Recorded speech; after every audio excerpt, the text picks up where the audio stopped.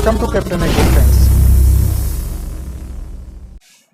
Hello guys, welcome to Captain Agro. Guys आज हम पढ़ेंगे पर्ल मिलेट। आज हम बाजरा पढ़ने वाले हैं और बाजरा जो है एक अपने आप में मोस्ट इंपोर्टेंट क्रॉप है।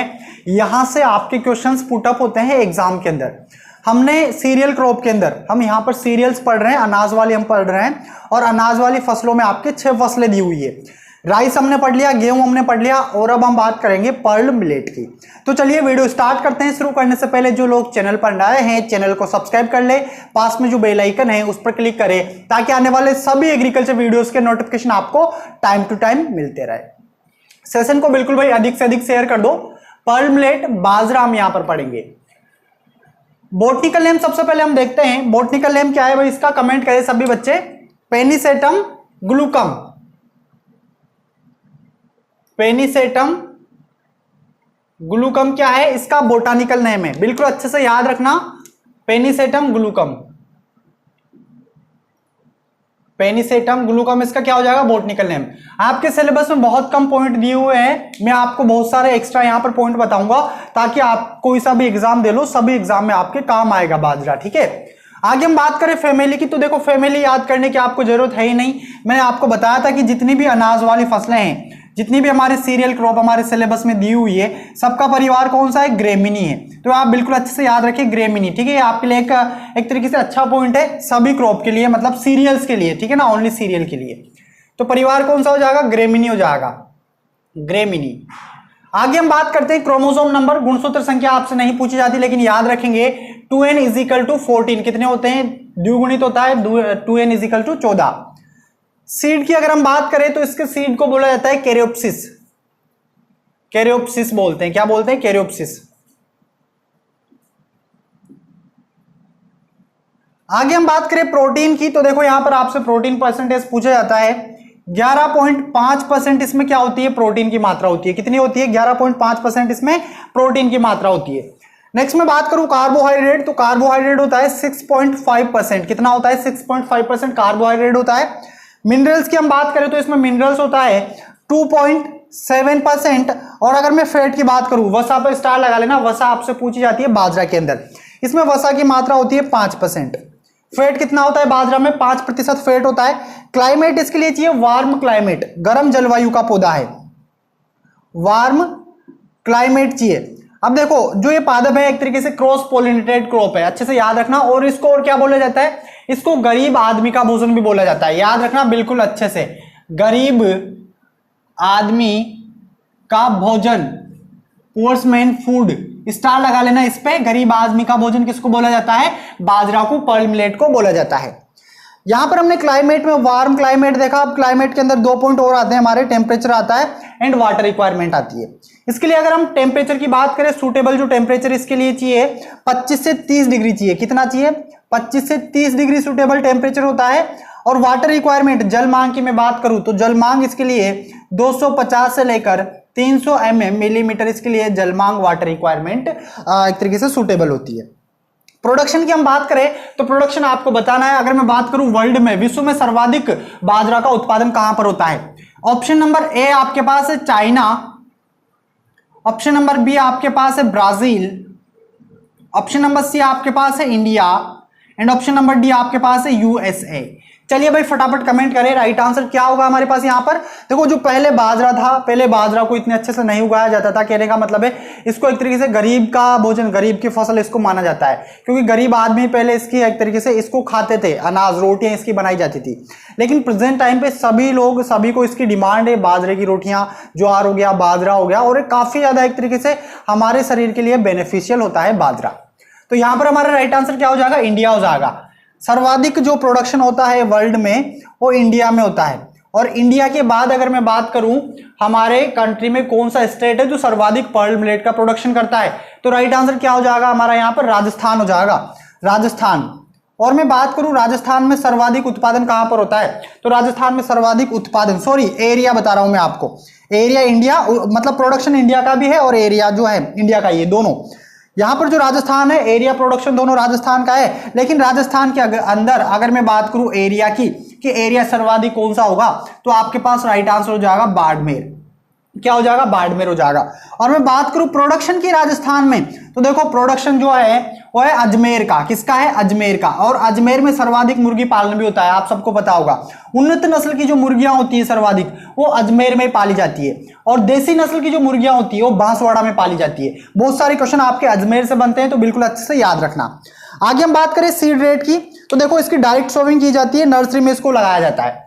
डायरेक्ट सोविंग के लिए जो बीज दर हम लेंगे वो लेंगे 2 से 4 केजी प्रति हेक्टेयर। 2 से 4 केजी प्रति हेक्टेयर हम बीज दर लेंगे। और मैं बात करूं नर्सरी की, तो नर्सरी में हमें कम बीजों की आवश्यकता पड़ती है, 2 केजी प्रति हेक्टेयर हम बीज दर यहां पर लेंगे। नंबर ऑफ प्लांट कितने लगेंगे 1 हेक्टेयर के अंदर, तो नंबर ऑफ प्लांट लगेंगे आपके पास 1,66,000। कितने, 1,66,000 पौधे बाजरे के प्रति हेक्टेयर में लगेंगे। पौधों की संख्या आपसे पूछी जाती है, इसलिए नोट करवाया है, बिल्कुल अच्छे से याद रखना। 1 हेक्टेयर में बाजरे के जो प्लांट लगेंगे अप्रोक्स वो कितने लगेंगे, 1,66,000 लगेंगे। स्पेसिंग की हम बात करते हैं, स्पेसिंग आपसे पूछी जाती है, तो स्पेसिंग हम रखेंगे 45 × 15 सेंटीमीटर। कितनी रखेंगे, 45 × 15 सेंटीमीटर। डेप्थ गहराई कितनी रखेंगे, तो गहराई रखेंगे 3 सेंटीमीटर पे हमें बीज डालना है। एरिया कितना चाहिए नर्सरी के लिए, तो नर्सरी के लिए करीबन 100 से 200 मीटर स्क्वायर एरिया चाहिए अगर हम नर्सरी में इसको लगाते हैं। तो भाई नर्सरी के लिए जो जगह की रिक्वायरमेंट पड़ेगी 100 से 200 मीटर स्क्वायर हमें रिक्वायरमेंट पड़ेगी। प्याज की याद रखना, प्याज के लिए 500 मीटर स्क्वायर, और अधिकतर जो सब्जियां होती है उनके लिए 150 से 250 मीटर स्क्वायर। ये कुछ क्वेश्चन है जो अधिकतर एग्जाम में पुटअप होते हैं, तो आप बिल्कुल अच्छे से इनको याद रखें। वेराइटीज हम यहां पर देख लेते हैं। वेराइटीज बहुत सारी आपको मैं नोट करवाऊंगा क्योंकि सारी की सारी इंपोर्टेंट है, तो चलिए भाई नोट करते हुए चलना। वेराइटीज हमारे पास है पूसा मोती। पूसा मोती एक जानी मानी वेराइटी है, पूसा मोती। इसके अलावा अगली वेराइटी आती है HB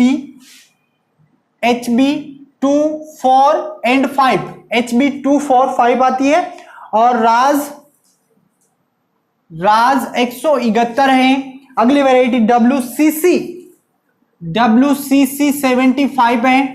एंड RHB 90 है, RHB 90। इसके अलावा पूसा 23 है, पूसा 23 और CMB है हमारे, ठीक है ना। चीफ मिनिस्टर 46, चीफ मिनिस्टर नहीं है, अभी आप याद रखिए CM 46। एंड NBH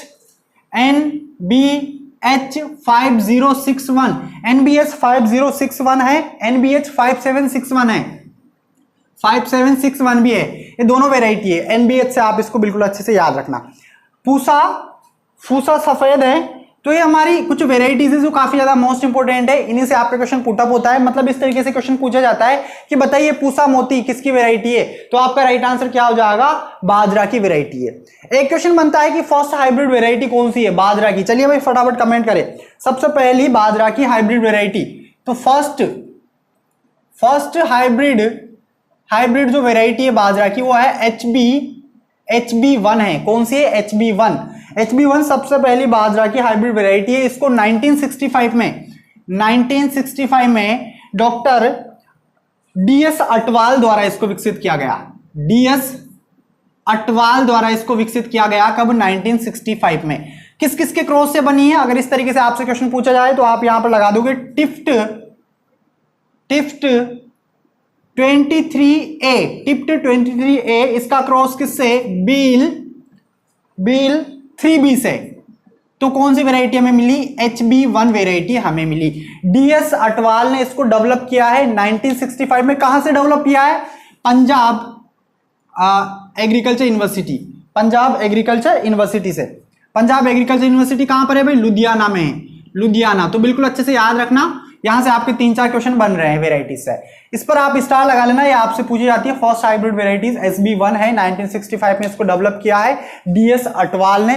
किस किस के क्रॉस है, टिफ्ट 23A, बील 3B, और हमें कौन सी वेराइटी मिली, HB1 hybrid first, Punjab agriculture university Ludhiana. आगे हम यहाँ पर बात करते हैं वीड कंट्रोल की। वीड कंट्रोल वगैरह जो है, एक तरीके से बहुत सारे वीड लगते हैं इसमें। जंगली चौलाई वगैरह लगता है, जंगली चौलाई, और धूप घास लगता है, सांवा लगता है, बहुत सारे, ठीक है। तो आपसे नहीं पूछा जाएगा, आपसे पूछा जाएगा कि खरपतवारनाशी कौन सा प्रयोग में लेते हैं, मतलब वीडिसाइड कौन सा यूज में लेंगे। तो एट्राजिन, क्या याद रखना है, एट्राजिन आपको याद रखना है, एट्राजिन। और जो एट्राजिन लेंगे ये हम लेंगे 1 kg प्रति हेक्टेयर में। डोज भी याद रखना है, इस पर स्टार लगा लेना।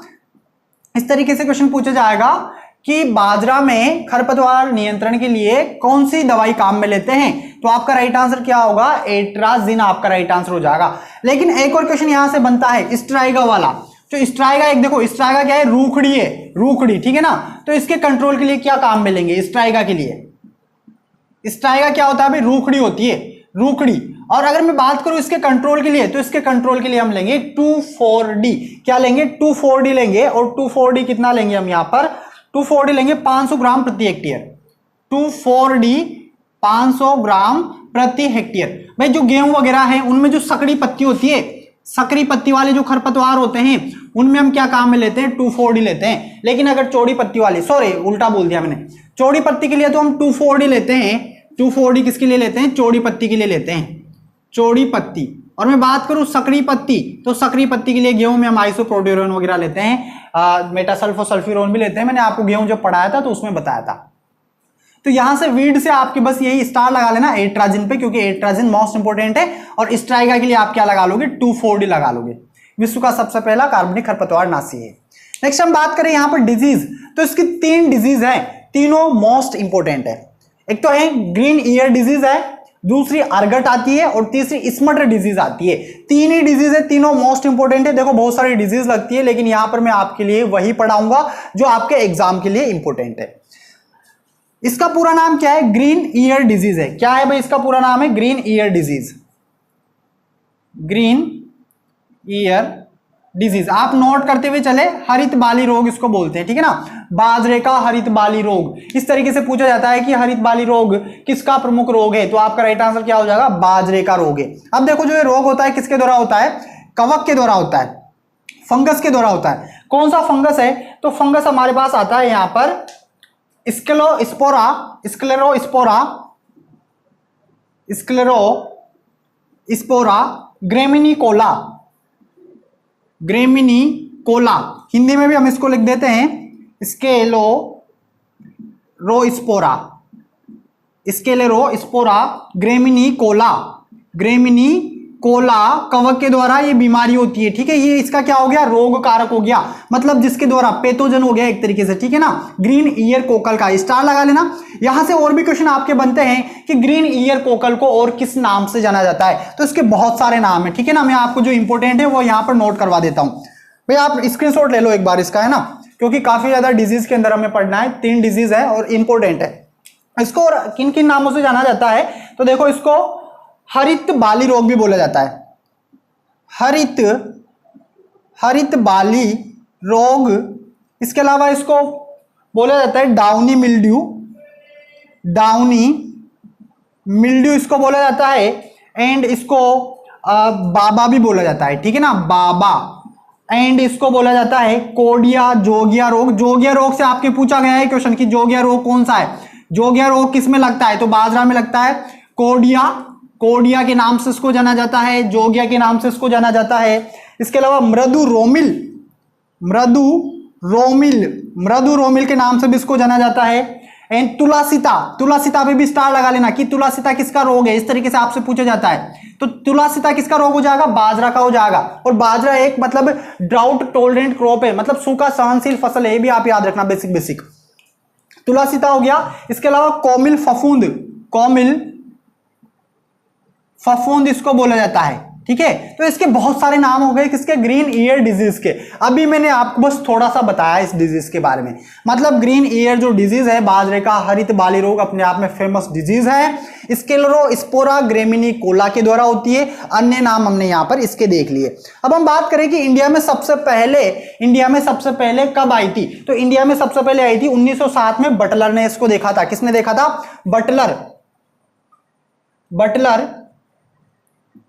बटलर ने 1907 में सबसे पहले इस बीमारी को देखा था। और इलाहाबाद वगैरह में इसको 1930 में देखा था। इलाहाबाद, मध्य प्रदेश, यूपी, आंध्र प्रदेश सब में 1930 के बाद इसको देखा गया। सबसे पहले बटलर ने 1907 में इस बीमारी को देखा था। नेक्स्ट हम बात करें, जो ये बीमारी है ये 3 स्टेज में होती है।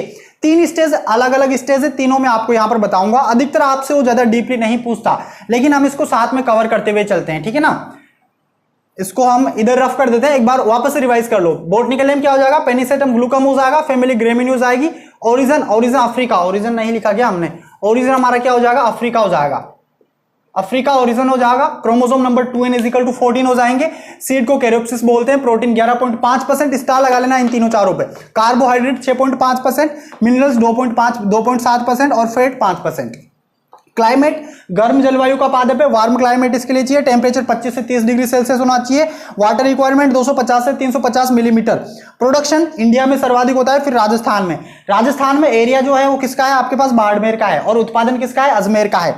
सीड रेट हमने देखा, डायरेक्ट सोविंग के लिए 2 से 4 केजी लेंगे, नर्सरी के लिए 2 केजी प्रति हेक्टेयर लेंगे, और नंबर ऑफ प्लांट 1,66,000 होंगे। अब मैं इसको रफ कर देता हूं, ठीक है। आगे हम क्योंकि हरित बाली जो रोग हैं उसको कंप्लीट करेंगे, यहां से कई सारे क्वेश्चन आपके बनते हैं 3 स्टेज में, मतलब 3 इसकी क्या है भाई, स्टेज है जिन पे ये हरित बाली रोग होता है। पहली स्टेज हम यहां पर देखते हैं, सबसे पहली स्टेज को बोलते हैं इंग्लिश में एंटायर ईयर, क्या बोलते हैं, ग्रीन ईयर बोलते हैं, ग्रीन ईयर या एंटायर ईयर या हरित बाली अवस्था, ये 3 स्टेज बिल्कुल अच्छे से याद रखना। आगे जब आप कोई सा भी एग्जाम दोगे तो उसमें आपके डीपली क्वेश्चन पुटअप होता है। अब देखो इस स्टेज में क्या होता है, जो एक तरीके से जो पेनिकल होता है बाजरा का, जो बाजरा होता है, बाजरा इसका जो पेनिकल होता है, इस पेनिकल को समझना भाई। हरित बाली रोग में क्या होता है, ऐसे गुच्छेनुमा संरचना में कन्वर्ट हो जाती है पूरी की पूरी जो बाली होती है, ठीक है ना। जो स्पाइक, इसका स्पाइक होता है उसको हम पेनिकल बोलते हैं, क्या बोलते हैं, पेनिकल। तो ये पूरा किस में कन्वर्ट हो जाता है, गुच्छे में कन्वर्ट हो जाता है। तो इसकी 3 स्टेज है, किस तरीके से होता है, देखो सबसे पहले जो ये होगा इन्फ्लोरेंस, ठीक है ना। सबसे पहले जो अफेक्ट होगा कहां पर होगा, टॉप के ऊपर, इस टॉप पे सबसे पहले अफेक्ट करेगा ये कवक। इसको बोलते हैं एंटायर ईयर या एंटायर हरित बाली अवस्था या ग्रीन ईयर हम इसको बोलते हैं, ठीक है। तो इस तरीके से आप याद रखना, इसमें सिम्टम्स क्या होगा, एक तरीके से हरी पत्तियों का समूह बनेगा, यहां पर हरी पत्तियों का समूह, ग्रुप ऑफ ईयर लीव्स, ठीक है। तो इस तरीके से आप याद रखना, ये हमारी क्या हो जाएगी, फर्स्ट स्टेज हो जाएगी, और इसमें इसका डेवलपमेंट रुक जाता है। क्या होता है, जो डेवलपमेंट होता है वो स्टॉप हो जाता है। ये हमारी पहली अवस्था हो गई। अब दूसरी अवस्था में क्या होगा, देखो दूसरी जो स्टेज आती है हमारे पास, वो आती है हमारे पास यहां पर the lower part of inflorescence, the lower part of inflorescence. Hindi में क्या बोलेंगे, हिंदी में बोलेंगे पत्तियों पर मृदु रोमिल अवस्था, पत्तियों पर मृदु रोमिल अवस्था। इस अवस्था में कहां पर इफेक्ट होगा, ये धीरे धीरे लोअर की तरफ जाने लगेगा, इस तरफ, ठीक है ना, मतलब इस तरीके से बढ़ेगा। तो ये हमारी कौन सी हो जाएगी, सेकंड स्टेज हमारी ये हो जाएगी। और इसमें क्या होगा, हरा रंग होगा, धीरे धीरे इसका क्या होगा, हरा रंग होने लगेगा, हरा। फिर उसके बाद में धीरे धीरे सफेद में कन्वर्ट होगा, उसके बाद में वापस से ब्राउन बन जाएगा, भूरा कलर इसका हो जाएगा, भूरे कलर में ये कन्वर्ट हो जाएगा। तो बिल्कुल अच्छे से याद रखना, मोस्ट इंपोर्टेंट है। नेक्स्ट हम बात करें थर्ड स्टेज। पहली कौन सी हो गई, एंटायर स्टेज हो गई, जिसमें एंट्री हो रही है। उसके बाद दूसरी स्टेज में लोअर पार्ट में जा रहा है, और थर्ड स्टेज में क्या होगा, कंप्लीट इन्फ्लोरेंस हो जाएगा। कंप्लीट इन्फ्लोरेंस शॉर्ट में लिख देता हूं, स्पेस कम है, ठीक है। हिंदी में क्या बोलेंगे इसको, प्रोरहा व कली विरूपताएं इसको हिंदी में बोलेंगे। ये थर्ड स्टेज है। और थर्ड स्टेज में क्या होगा, पूरा का पूरा क्या हो जाएगा, अफेक्ट हो जाएगा, मतलब पूरा जो इन्फ्लोरेंस है वो पूरा अफेक्ट हो जाएगा इससे। यहां पर इसमें रोमिल फफूंद जमा हो जाएगी। देखो अधिकतर कब होता है ये रोग, अगर हम इस चीज को देखें तो मृदा में जब कम आर्द्रता होती है, मतलब कम एक तरीके से नमी होती है, मॉइस्चर कम होता है सोइल के अंदर, तब इस रोग का प्रकोप ज्यादा होता है। और टेम्परेचर 25 से 30 डिग्री पे ज्यादा अफेक्ट होता है। कितने डिग्री पे, 25 से 30 डिग्री पे इस रोग का ज्यादा अफेक्ट होगा। अब हम बात करते हैं कंट्रोल की। कंट्रोल कैसे करेंगे भाई, आप एक बार स्क्रीनशॉट ले लो, ठीक है। वेराइटीज अच्छे से याद रखना, पूसा मोती को बिल्कुल अच्छे से याद रखना, स्टार लगा लेना। पूसा मोती हो गई और पूसा 23 हो गई। इसके अलावा राज 171 और फर्स्ट हाइब्रिड पे स्टार लगा लेना। ले लिया भाई स्क्रीनशॉट, आगे बढ़े, मैं इसको ऑफ कर देता हूं, ठीक है। अब हम बात करेंगे कंट्रोल की। तो देखो कंट्रोल के लिए क्रॉप रोटेशन अपना सकते हैं, रेजिस्टेंट वेराइटीज का यूज कर सकते हैं, जो अफेक्टेड पार्ट है उसको हटा सकते हैं, उसको रिमूव कर सकते हैं। बहुत सारे कंट्रोल है हमारे पास, ठीक है। केमिकल कंट्रोल भी मैं आपको यहां पर बताऊंगा। मैं यहां पर अभी आपको पढ़ा रहा हूं ग्रीन ईयर डिजीज। कंट्रोल के लिए क्या लेंगे, तो देखो स्प्रे करेंगे जिनेब का। स्प्रे किसका करेंगे, जिनेब का 0.2% का क्या करना है, हमें स्प्रे करना है। इसके अलावा रेजिस्टेंट वेराइटी कौन कौन सी लेंगे, आरवी मतलब आप क्या समझोगे, रेजिस्टेंट वेराइटी समझोगे। रेजिस्टेंट वेराइटी हमारे पास है पूसा मोती, जो पूसा मोती है उसमें ये रोग नहीं होता है। इसके अलावा HB3 है, HB3 इसमें भी ये रोग नहीं होता है, मतलब रोग प्रतिरोधक क्षमता इसके अंदर होती है। इसके अलावा हमारे पास यहां पर BK230 है, BK230, ये तीनों जो वेराइटी है ये रेजिस्टेंट वेराइटी है जिनमें ग्रीन ईयर डिजीज नहीं होता है। इसके अलावा मैनकोजेब भी हम ले सकते हैं, 2 kg प्रति हेक्टेयर के हिसाब से हम क्या कर सकते हैं, प्रयोग कर सकते हैं। इसके अलावा क्रॉप रोटेशन हम अपनाएंगे, सीड ट्रीटमेंट करेंगे, जो अफेक्टेड पार्ट है उसको रिमूव कर देंगे। तो ये बहुत सारी अलग अलग तरीके हैं हमारे पास। ये हमारी एक डिजीज कंप्लीट हुई है अभी, ग्रीन ईयर डिजीज हम इसको बोलते हैं, हरित बाली रोग। जितना मतलब ये टॉपिक जितना हम इसको इंपॉर्टेंट समझे उससे कहीं ज्यादा इंपॉर्टेंट है, क्योंकि बाजरे का हरित बाली रोग हर बार आपके एग्जाम में पूछा जाता है। जेट के एग्जाम में, ICR के में जाने कितनी बार रिपीट हो चुका है, तो बिल्कुल अच्छे से याद रखना। नॉर्मल क्वेश्चन पुटअप होता है, ज्यादा डीपली नहीं पूछा जाएगा। इस तरीके से पूछा जाता है कि हरित बाली रोग किस फसल का प्रमुख रोग है, तो आपका राइट आंसर क्या हो जाएगा, बाजरे का प्रमुख रोग है, पर्ल मिलेट का प्रमुख रोग है। आगे बढ़ते हैं, अगला रोग आता है अर्गट, और अर्गट सबसे मोस्ट मेजर जो मेजर डिजीज है वो अर्गट ही है बाजरे का। इस तरीके से याद रखना। अर्गट की बात करते हैं भाई, अर्गट आप लोगों ने नाम सुना होगा। अर्गट जो डिजीज है बाजरे का प्रमुख रोग, उसके बाद में आता है हमारे पास ये ग्रीन ईयर डिजीज। अर्गट में क्या होता है भाई, आप लोगों को कुछ सिम्टम्स पता है, फटाफट कमेंट करें। अर्गट सेकंड नंबर का अर्गट रोग, ये भी एक कवक के द्वारा होता है। किसके द्वारा होता है, कवक के द्वारा होता है। कवक का नाम है क्लेविसेप्स फुजेरिफॉर्मिस। क्लेविसेप्स ये रोग कारक है इसका, क्लेविसेप्स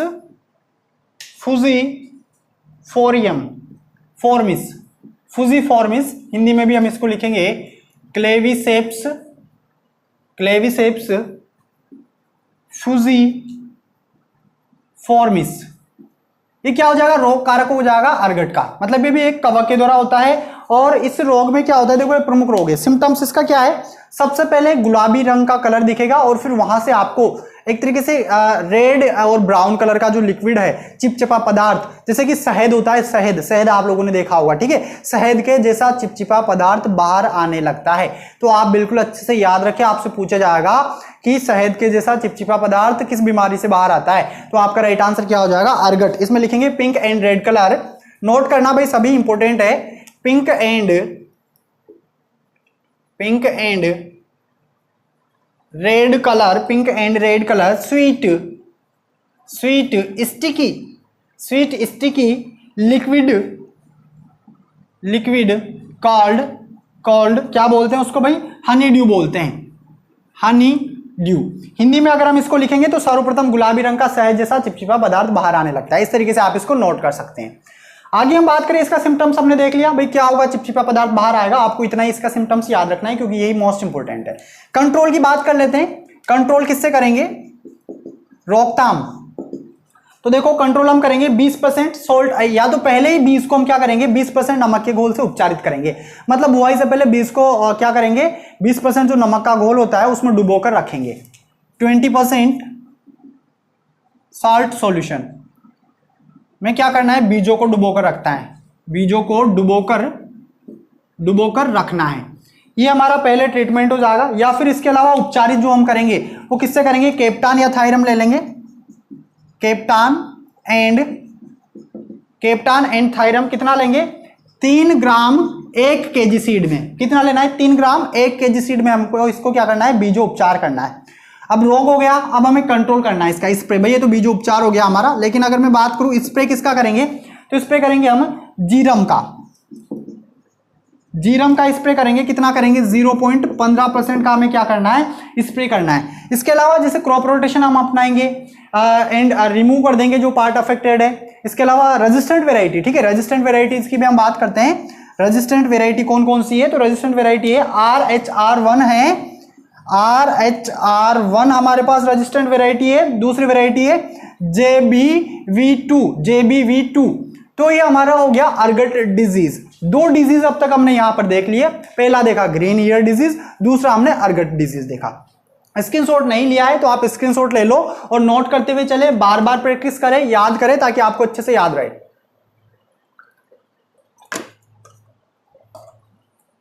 चलिए आगे बढ़ते हैं। अगली बीमारी आती है हमारे पास स्मट डिजीज। कौन सी आती है? स्मट। देखो जो जैसे सब्जियां हैं, फ्लोरिकल्चर हमने पढ़ा, मेडिसिनल प्लांट हमने पढ़े, उनमें आपसे डिजीज वगैरह नहीं पुटअप की जाती, मतलब क्वेश्चन वहां से नहीं बनता।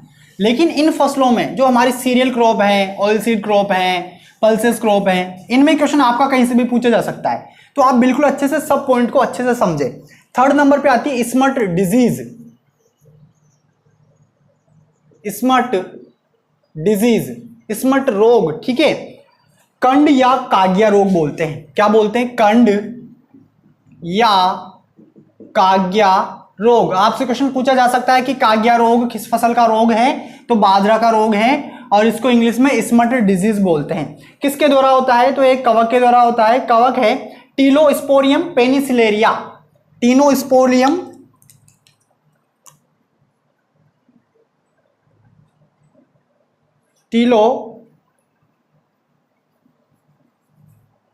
टीलोस्पोरियम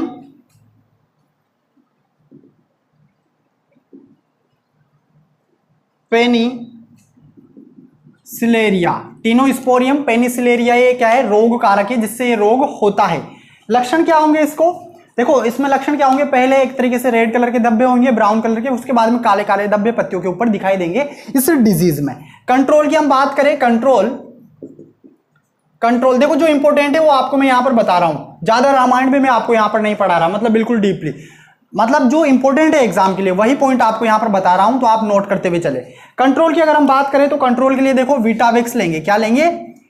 वीटावेक्स। कितना लेंगे? 0.25% का हमें क्या करना है? स्प्रे करना है इस बीमारी के कंट्रोल के लिए। इसके अलावा रेजिस्टेंट वेराइटी हम ले सकते हैं। रेजिस्टेंट वेराइटी कौन कौन सी है? जो पूसा मोती है, पूसा मोती, देखो पूसा मोती और किस किस की रेजिस्टेंट वेराइटी है? ग्रीन ईयर डिजीज की भी है। तो इस किस्म को भी उगा सकते हैं जिसमें रोग नहीं होता है। तो ये हमारी 3 डिजीज हो गई, 3 रोग हो गए हमारे बाजरे के, जो काफी ज्यादा मोस्ट इंपोर्टेंट है। अब बात करते हैं इंसेक्ट। देखो आपके सिलेबस के अंदर डिजीज इंसेक्ट नहीं दिया हुआ है, लेकिन हम यहाँ पर पूरा पढ़ेंगे। अब हम बात करते हैं इंसेक्ट की, कि इंसेक्ट कौन कौन से लगते हैं। इसमें इंसेक्ट बहुत सारे लगते हैं, लेकिन मैं 3-4 जो इंसेक्ट है जो मोस्ट इंपोर्टेंट है वो आपको यहाँ पर नोट करवा देता हूँ। इंसेक्ट की हम बात करते हैं। सफेद लट लगती है एक तो इंसेक्ट, पहला आता है सफेद लट। सफेद लट, और सफेद लट का जो नाम है साइंटिफिक वो है होलोइट्रिसिया